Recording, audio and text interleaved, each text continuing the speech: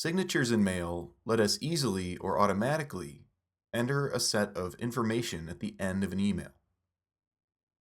I can create a signature by going to Mail Preferences and Signatures.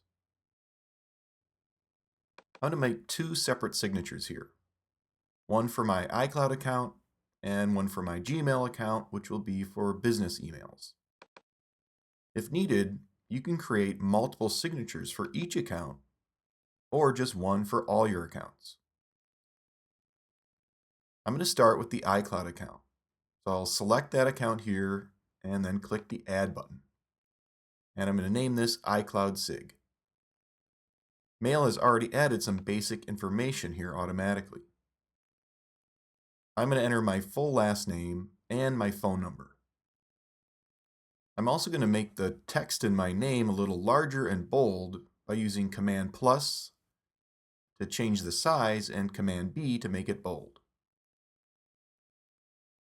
Next, I'll select my Gmail account and create a second signature for my business emails. In this one, I'll include my name, phone number, email address, and my website. Once the website address is typed out, I'm going to highlight it again and right-click. In this menu, I can add a link to this web page. In this box, I'll need to enter the full web address. Click OK, and that text is now a clickable link. Remember, this feature isn't limited to when you're creating a signature. You can add a link to any text in an email by selecting it, right-clicking, and going to Add Link. Now, in any new email or reply, I can select a signature from this menu. If I'd like the signatures to automatically be entered in any new email or reply, I need to choose a signature from this menu.